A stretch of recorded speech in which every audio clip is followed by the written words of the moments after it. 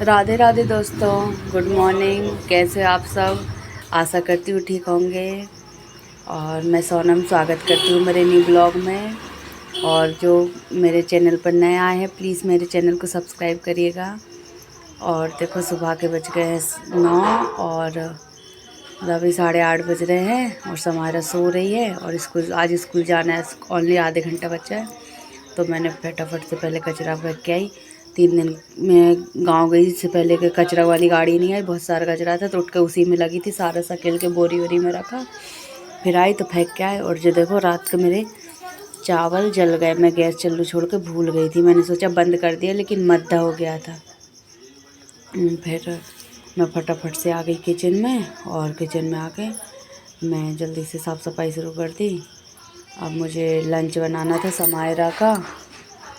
और रात को भी थोड़ा लेट, मतलब रात को लेट हो गई थी सोने में, तो बच्चे खेल रहे थे तो उनकी भी नींद नहीं हो पाई, तो दोनों नहीं उठ रहे थे। मैं कब से उठा रही तो दोनों उठने का नाम नहीं ले रहे थे। और फटाक से मैंने किचन जमाई और किचन जमाते सोच रही थी समायरा के लिए लंच बनाऊँ। उसको मैं आवाज़ भी दे रही थी बार बार। अभी उठी है, उठ के गई है वॉशरूम। और ये देखो मैंने फटाक से रात की रोटी रखी थी, चार रोटी काटी, पत्ता गोभी काटा और साथ में एक शिमला मिर्च और एक छोटी सी हरी मिर्ची काटी, क्योंकि तीखा वो खाते नहीं है। और मैंने सोचा साथ में मिस्टर जी खा लेंगे, इसलिए ज़्यादा रोटी ले ली। और थोड़े से पोंगे तले थे भैया के लिए, उनकी वो थोड़ा चारे लग जाएगा। और मेरा तेल तप गया, मैंने फटाक से डाला जीरा डाल के हरी मिर्ची डाली। हरी मिर्ची डालने के बाद मैंने डायरेक्ट डाल दी शिमला मिर्च। शिमला मिर्च को थोड़ी देर भूनेंगे, जब तक जो थोड़ा मतलब का थोड़ी तला जाएगी। इसके बाद अपन इसमें पत्ता गोभी डाल देंगे।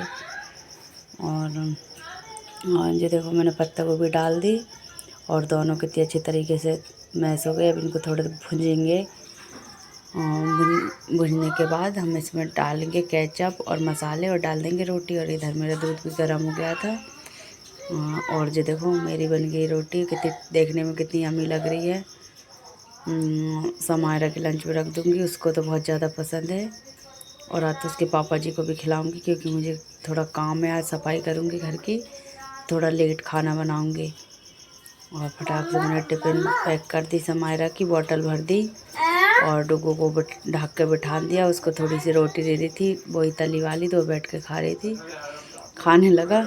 और मैं फटाक से समायरा की कंघी करने में लग गई, तो उसके बाल सुलझ ही नहीं रहे थे, ऐसे उलझ गए हैं। तो मैंने सोचा उसके बालों में अच्छा तेल डाल दूँ तो बाल सुलझ जाएंगे। आज उसका आएगी स्कूल से, जब सिर भी धुलाना था, तो मैंने सोचा जल्दी से उसकी तेल डाल के अच्छे से चोटियाँ कर देती हूँ। और ये देखो एक तो इसके इतने घने बाल है ना, तेल ही नहीं डलता है और उतने ज़्यादा उलझते भी हैं उसके बाल। जितने जिसके होने चाहिए उसके नहीं है, और जिसके नहीं होने चाहिए उसके इतने घने बाल हो गए। और फिर समायरा स्कूल चली गई। अब डुग्गू और मैं बचे, तो डुग्गू को मैंने खेल में लगाया और फटाफट से लग गई मैं अपनी साफ सफाई में। बिस्तर घड़ी करके रखना है और कल सारे नए कपड़े धुले थे, उनको भी बैग में रखना है। सब ऐसे ही बिखरे पड़े थे, क्योंकि कल पूरा दिन एनिमल में निकल गया तो कुछ नहीं कर पाई, सब ऐसे ही धरा रहा। और ये देखो डुग्गू सुबह से उठ के, और इसको तो क्या पता क्या हो गए, अभी तक कभी नहीं सीखा, लेकिन अब जिद्दी हो गया और मचलना सीखा है। शुरू से इतना अच्छा था कि बिल्कुल नहीं रोता, लेकिन अब तो कोई भी चीज़ पे इतना रोता है, आँख बंद कर लेता है। तुम कुछ भी कहो, कुछ करो, वो किसी के बाप की भी नहीं सुनता है। पता नहीं उसको क्या हो गया। तो उसके साथ साथ चिड़चिड़ेपन के साथ मैं भी इतनी चिड़चिड़ी हो गई, और उसी में मुझे सारा काम करना रहता है। मैंने फटाफट से सारे बिस्तर घिरे करे और फिर जाकर मैंने देखो एक गद्दी रखी, तो इस पर कैसे अब गद्दी नहीं उठाने दे रहा है। बस ऐसे मस्ती करने दो तो अच्छा खेलेगा, बस कुछ बोलो मत ही। और मैंने सारे कपड़े उठा के ले आई फटाक से, और ये डले थे। अब मैं सोच इनकी घड़ी बना के इनको बैग में रखूँगी। पहले तो मुझे प्यास लगी ज़ोर से, तो मैंने कहा थोड़ा सा पानी पी लेती हूँ। पानी पीने के बाद में और सारे कपड़ों की घड़ी बनाऊँगी और उनको बैग में एडजस्ट करूँगी। अभी तो ये थोड़े ही हैं, अभी तो और सारे कपड़े हैं। समायरा के अलग, उसके पापा जी के प्रेस करना है, प्रेस करके अलग रखना है। तो मैंने समायरा के कपड़े रखे और मैंने कहा फटाक से प्रेस कर देती हूँ। और देखो आज 11 तो मुझे ऐसे ही बज गए और आज मैंने अभी नहाया भी नहीं है। और करीबन मुझे 8-10 दिन हो गए मैं मंदिर नहीं गई। मेरा मन एक ही में लगा कि मुझे मंदिर जाना है। तो अब मैं सोच रही हूँ जल्दी से कपड़े में प्रेस करके और रख दूँ, कपड़े में प्रेस कर दूँ फटाक से, फिर नहाऊँगी। और देखो मैंने नहा ली और जल्दी से मैं भगवान जी को जल चढ़ा के आई गई थी मंदिर से। तो मैंने कहा घर पे थोड़ा सा जल और छिड़क दूँ। और मेरी पूजा हो गई है और मैंने तुलसी जी पर जल चढ़ा दिया। आज 8-10 दिन बाद पूजा करके मन को बहुत अच्छा लग रहा है, क्योंकि इतने दिन ऐसे बिजी गए ना कि कभी लेट हो जाती थी, 12 बज गए, कभी कुछ मैं मंदिर नहीं जा पा रही थी। तो मन में बहुत अजीब सा लग रहा था। तो आज थोड़ा अच्छा लग रहा है। भगवान जी की मतलब मंदिर गई मैं, भोले बाबा से मिली और अब मुझे खाना बनाना है। और मैं आ गई डायरेक्ट किचन में फटाफट से। और किचन में आने के बाद में मैंने सेमी उबलने के लिए रख दी थी बल्लर। और अब बल्लर को निचोड़ेंगे अच्छे से और मैं आज बनाऊंगी बल्लर का रायता। तो ये देखो अच्छे से निचो चुकी है, क्योंकि अच्छे से हो गई थी तो मैंने इसको थाली में कर दिया था ताकि ये ठंडी हो जाए।